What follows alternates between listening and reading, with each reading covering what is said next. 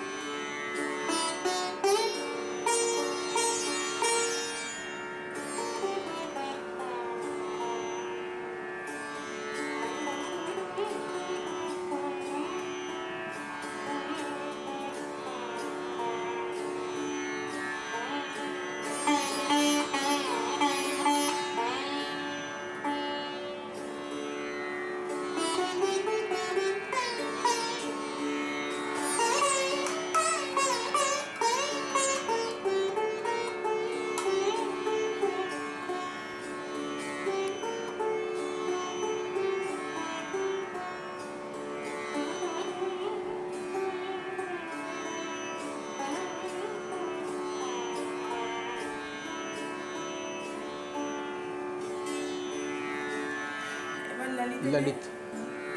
খুব সুন্দর লাগলো এটা, খুব ভালো লাগলো, খুবই ভালো।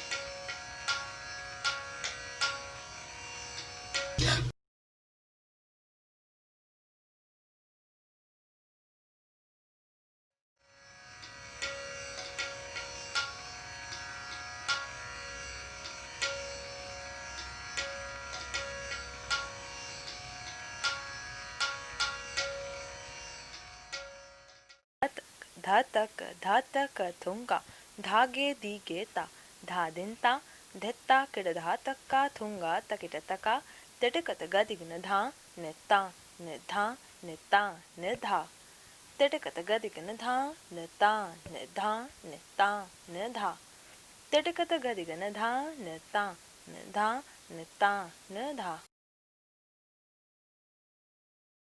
त्रैलोकस्यास्य सर्वस्य नाट्यं भावानुकीर्तनम् गुणज्ञा सदृशं प्रभास्य एषते पूर्वं भयं दिशामि गृहीताम् आयुधमपि गृहीतमेव कथं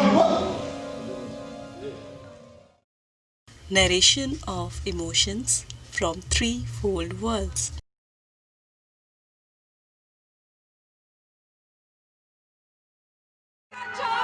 ঝড় থেমে গেলে আমরা আবার আসবো। बस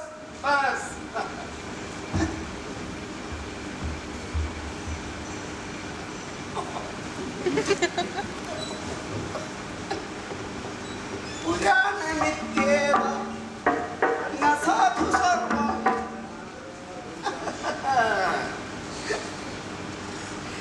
मेरे विचार से नवीन और पुराण का विवाद है अर्थहीन।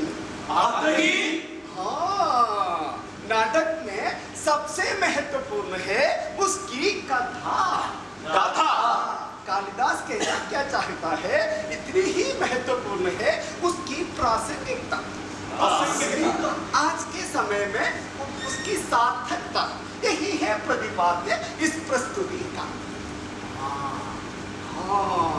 इस नाटक का एक प्रमुख चरित्र है एक वृक्ष अशोक। हाँ, अशोक। तत्तरिगिडदोम तरिगिडदोम तित्तरिगिडदोम तरिगिडदोम तम तरिगिडदोम तरिगिडदोम नम तरिगिडदोम तरिगिडदोम तत्तरिगिडदोम तरिगिडदोम तित्तरिगिडदोम तरिगिडदोम तम तरिगिडदोम तरिगिडदोम नम तरिगिडदोम तरिगिडदोम तत्तरिगिडदक तित्तरिगिडदक तम तरिगिडदक नम तरिगिडदक तत्तरिगिडदक तित्तरिगिडदक तम तरिगिडदक नम तरिगिडदक तत्तरिगिडदक तित्तरिगिडदक तम तरिगिडदक नम तरिगिडदक तत्तरिगिडदक तित्तरिगिडदक तम तरिगिडदक नम तरिगिडदक तित्तरिगिडदक तम तरिगिडदक नम तरिगिडदक तित्तरिगिडदक तम तरिगिडदक नम तरिगिडदक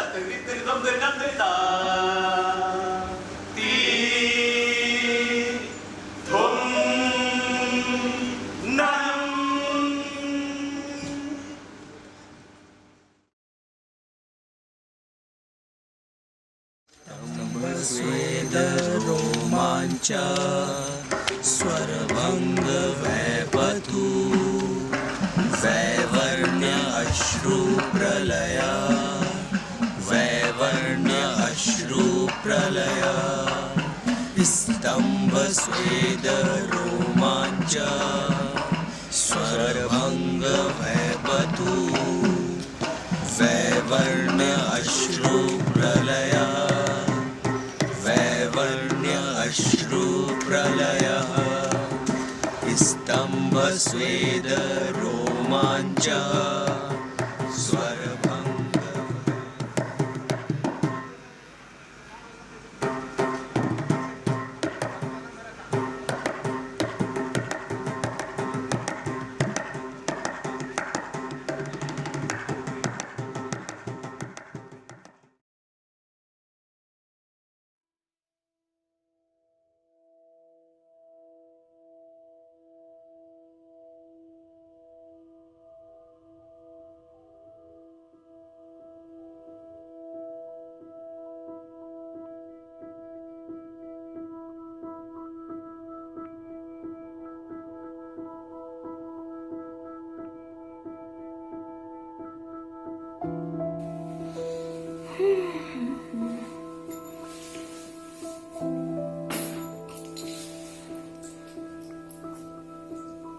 ₹5, ₹1, ₹6, 7, 8, 9, 10, 11, 12।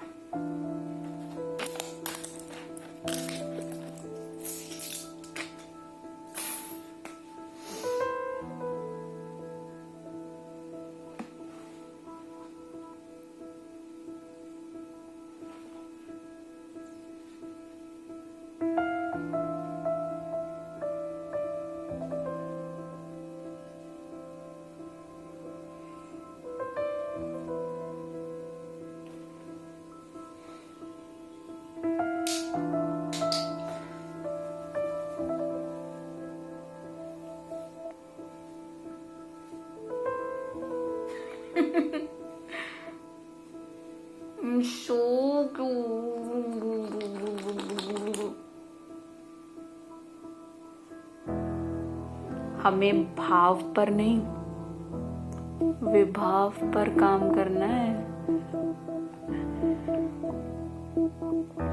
गौतम सर कहते हैं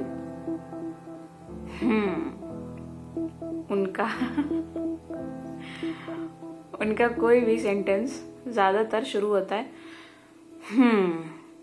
तो तुम क्या कह रहे? अनुराग, श्रद्धा, दिव्या, अमर्त्य, सुमित, नेहल, यही बोलते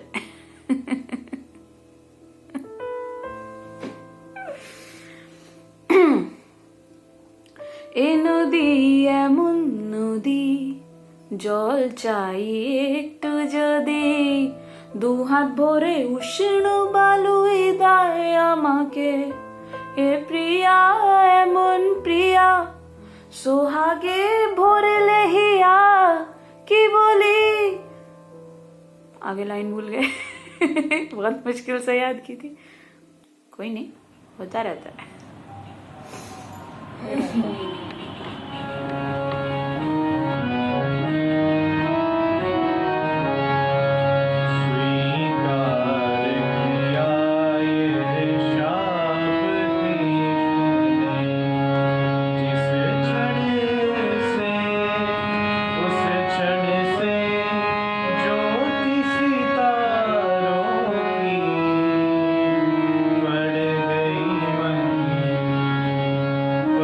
गई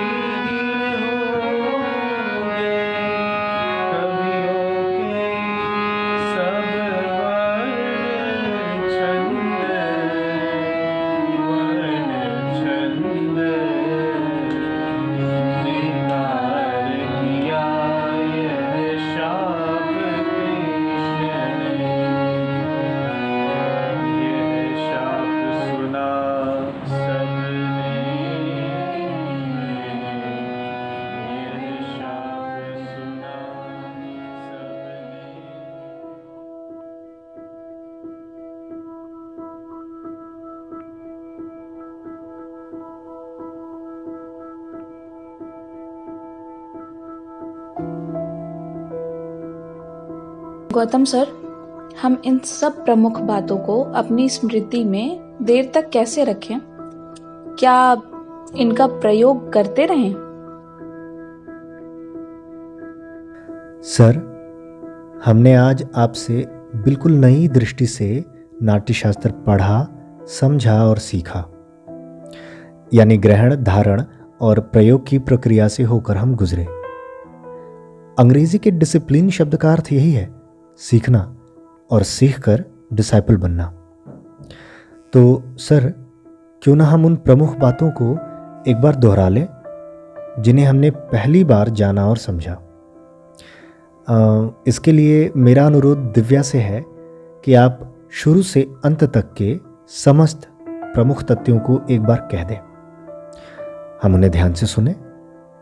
मेरा विश्वास है आप ये बखूबी कर सकती हैं, है ना? बिल्कुल अनुराग।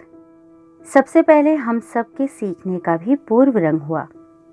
यानी हमने पंचम वेद को पढ़ने से पहले ये जाना कि कलाओं के इस वेद को कैसे पढ़ें। शुरू में 2 शब्द आए, हर्मेन्यूटिक्स और कॉन्शसनेस। इनकी समझ से हमने जाना कि आचार्य भरत की दृष्टि क्या है, जिसे जाने बिना नाट्य वेद को उसके मर्म में पकड़ पाना मुश्किल है। हमने ये जाना कि सभी वैदिक ग्रंथों का आरंभ दैवी क्यों है और ये सभी संवाद शैली में क्यों लिखे गए हैं, कि क्यों अपनी मौलिक बात को कहने या रचने से पहले एक नई भाषा और शैली या छंद का अनुसंधान जरूरी है। फिर हमने जाना कि गणित के आधार और भरत द्वारा बताए प्रेक्षागृह आकार मापन की बुनियाद पर हम भरत और नाट्यवेद के काल को निर्धारित कर सकते हैं। इस चर्चा से कई गलत अवधारणाएं भी नष्ट हुईं और ज्ञान का मार्ग प्रशस्त हुआ। नाट्यवेद क्या है, इसकी उत्पत्ति कैसे और क्यों हुई तथा पूर्व रंग का आशय क्या है, यह आधुनिक अर्थ में स्पष्ट हुआ। पूर्व रंग सचमुच क्लियर हो गया हमेशा के लिए। अपनी भाषा और शैली की रचना भी एक लेखक या कलाकार का पूर्व रंग है। हाँ दिव्या, प्लीज कंटिन्यू करिए। पूर्व रंग के बाद हम सीखने की बिल्कुल नई पृथ्वी पर आ गए। हमने जाना कि भरत मुनि ने अभिनय के 4 अंगों के आधार पर इस ग्रंथ की रचना की है, यानी अध्यायों का क्रम निर्धारित किया है। सात्विक, आंगिक, वाचिक, आहार्य। हाँ श्रद्धा, इस प्रकार हम अभिनय के 4 अंगों को सीखते चले गए, एक्टिंग मेथड्स को जानते और फिर प्रयोग करते चले गए और ग्रंथ का पाठ पूर्ण हो गया। पाठ का ये तरीका इतना रोचक, युक्ति संगत और सहज रहा कि लगा ही नहीं कि 6000 कारिकाओं का यह ग्रंथ हम सब एक शाम में पूरी पढ़ गए। इतना आसान। और हमने जाना कि एक ही इमोशन में सारे इमोशंस होते हैं। जिस इमोशन का तत्व अधिक होता है उसे उस तत्व के नाम से पुकारते हैं। इस तरह एक इमोशन में रहकर ही हम बाकी सभी इमोशंस को पोर्ट्रे कर सकते हैं। हमने देखा कि कैसे एक इमोशन से दूसरे इमोशन में जाते हैं। पहला इमोशन पूरी तरह गया नहीं होगा और दूसरा पूरी तरह आया नहीं रहेगा। फिर एक इमोशन में स्टे करके कैसे हम दूसरे इमोशन में लाइंस को बोल सकते हैं। फिर उन लाइंस के ज़रिए सेंस और साइलेंस को कैसे कम्युनिकेट कर सकते हैं और हम लाइंस को कैसे कहें कि साइलेंस क्रिएट हो हॉल में, ऑडियंस के जहन में। हमने देखा कि दर्शक अभिनेता के अस्तित्व का ही कैसे विस्तार होता चला जाता है, या दर्शक अभिनेता की चेतना का ही विस्तार होता है। दोनों दो नहीं रह जाते। एक रस अनुभव में दोनों एक हो जाते हैं। अलौकिक और अज्ञेय, आनंद में, चकित मुद्रा में। फिर हमने जाना कि एक्टर के लिए लिम्बिक सिस्टम का विशेष महत्व है। उसे बॉडी इंटेलिजेंस से काम करना होता है, दिमाग से नहीं। हृदय से, मन से नहीं। हृदय नहीं तो कलाकार नहीं, फिर कला भी नहीं। विचार और कल्पना, इस फर्क को भी हमने पहली बार नोटिस किया। सोचना कल्पना नहीं है, सोचने के लिए मन की ज़रूरत है और कल्पना के लिए हृदय की। एक कलाकार को मन से मुक्त होना पड़ता है या मन को रिक्त करना पड़ता है, उसे हृदय के प्रदेश में रहना होता है। यदि कोई कल्पना नहीं कर सकता तो वो कलाकार नहीं है, उसमें रचने की प्रतिभा नहीं है। जरा सोचो अमर्त्य कि यदि किसी कलाकार के पास हृदय नहीं है तो वह दर्शक के साथ हृदय संवाद करेगा कैसे? भरत मुनि कहते हैं कि अभिनेता को हृदय संवाद करना है, यानी संवाद के कहे सुने जाने के स्तर पर नहीं, बल्कि हृदय के स्तर पर संवाद यानी आइडिया और इमोशन का कार्य व्यापार होना है। यही अनुव्यवसाय है। सात्विक और आंगिक में ही हमने इंद्रिय अभिनय के बारे में भी पहली बार जाना। आंगिक अभिनय इतना बारीक और विशाल है, कभी सोचा नहीं था। सात्विक और आंगिक को जोड़ने वाली ब्रिज यानी वाचिक को भी हमने नए लाइट में देखा और सीखा। भाव के माध्यम से शब्द को कहना, बिल्कुल नई बात। वाह, शब्द के माध्यम से भाव को कहना नहीं। अब तक हम यही करते चले आ रहे थे। अब जाना कि शब्द पहले है, भाव बाद में। शब्द यानी लिखा हुआ शब्द नहीं, शब्द की पश्यंती अवस्था। अब तक यानी नाट्य शास्त्र को पढ़ने से पहले तक हम क्या करते चले आ रहे थे, अब सोचकर ही हंसी आती है। हम ऐसा इसलिए करते चले आ रहे थे क्योंकि हम निर्देशक का रंगमंच कर रहे थे, अभिनेता का नहीं। वेद ने बताया कि निर्देशक की तो कोई ज़रूरत ही नहीं, उसका तो कोई अस्तित्व ही नहीं है इंडियन थिएटर में। अब हम आत्मनिर्भर हैं, एक्टर का थिएटर करने जा रहे हैं। बोलते हुए अपनी आवाज़ को सुनना कितना दिलचस्प है। ये भी नया प्रयोग रहा। दरअसल अभिनय करते हुए अपने लिए एकांत की रचना करना और उस एकांत में अपने विराट स्वरूप को पहचानना ही नाट्यवेद का अभिष्ट है। और फिर हमने आहार अभिनय यानी संगीत, मंच सज्जा, मेकअप, सेट, प्रॉपर्टी और को एक्टर से अपने संबंध को साझा करना सीखा। और ये भी कि हमें भाव पर नहीं, विभाव पर काम करना है। को एक्टर विभाव है हमारे लिए। इस तरह को एक्टर को हम प्रथम महत्व देना शुरू कर देते हैं। ये एक अद्भुत बात हमने सीखी। और ये सब सीखने के लिए गौतम सर, हम आपके ऋणी हुए, आपके कृतकृत्य हैं, श्रद्धावनत है। जी सर, पूरी तरह, संध्या भाषा में। मैं इन सुंदर क्षणों में नेहल, अनुराग, सुमित, अमर्त्य और श्रद्धा की ओर से आपको प्रणाम करती हूँ गौतम सर।